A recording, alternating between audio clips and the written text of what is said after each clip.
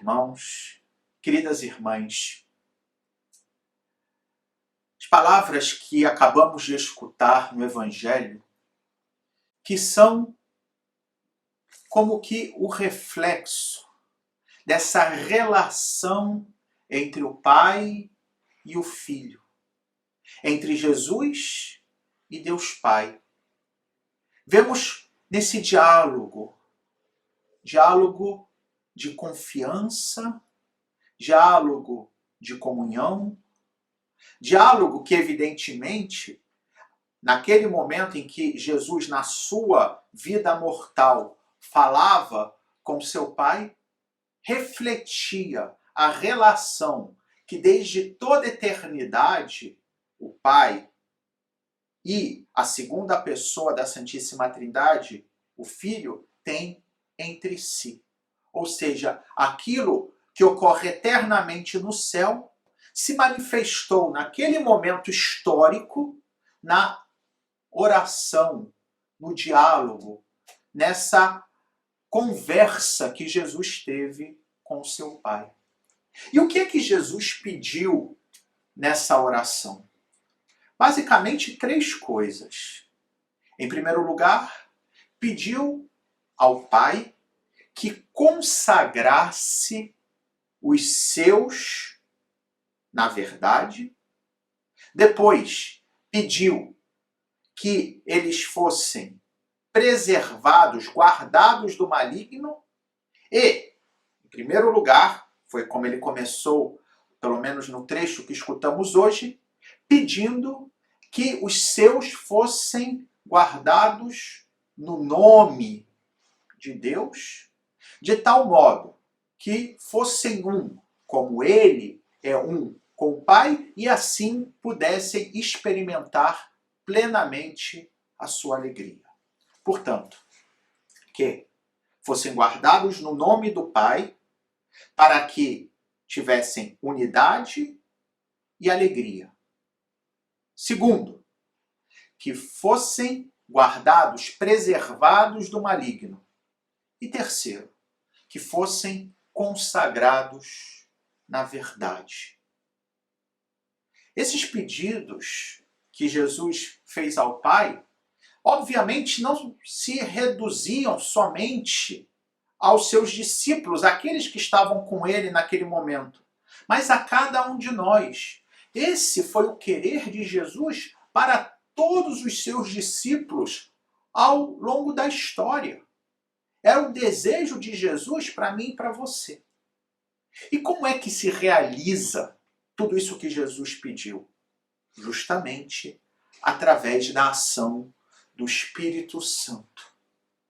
E de modo concreto, seguindo a nossa proposta nesses dias de preparação para a festa de Pentecostes, em que vamos meditar os 7 dons do Espírito Santo, do mesmo modo que ontem falamos de modo geral dos 7, hoje falaremos de 3 dons do Espírito Santo que confirmam essas palavras de Jesus, operando na nossa vida aquilo que ele pediu ao Pai. E esses dons são o dom da sabedoria, o dom da inteligência e o dom do conselho. Em primeiro lugar, o dom da sabedoria, que é essa luz que o Espírito Santo nos dá, essa disposição espiritual que o Espírito Santo atua, age na alma de cada fiel cristão, de tal modo que ele possa se relacionar com tudo aquilo que está ao seu redor a partir da perspectiva de Deus. Dito de outro modo, a sabedoria divina é aquela que faz a gente colocar, hierarquizar, configurar as nossas prioridades, os nossos valores, a importância das coisas que nós experimentamos e vivemos a partir de Deus. Isso não é outra coisa senão aquilo que Jesus começou pedindo na oração, de que fôssemos guardados no nome do Pai. que pudéssemos ter a unidade e que fôssemos alegres. Porque justamente na medida em que nós formos, pela ação do Espírito Santo, pelo dom da sabedoria, capazes de entender tudo aquilo que se passa na nossa vida a partir de Deus, a primeira coisa que vai acontecer é que nós vamos começar a enxergar, em primeiro lugar, o próximo como alguém que é um dom. E isso vai nos levar o quê? À unidade. Mas também, ao ver as coisas a partir de Deus, vamos experimentar esse amor que Deus tem por tudo aquilo que Ele criou. Isso vai nos dar alegria, vai nos dar paz. E assim se cumpre aquilo que Jesus prometeu. Depois, o dom da inteligência. O dom da inteligência é aquele mediante o qual nós somos capazes de entrar profundamente na verdade de Deus. Isso vem de encontro ao que Jesus falou nessa oração elevada ao seu Pai, quando pediu: Pai, consagra-os na verdade, a tua palavra é verdade. Ou seja, pelo dom da inteligência, nós somos capazes de adentrar mais profundamente na verdade que Deus nos revela.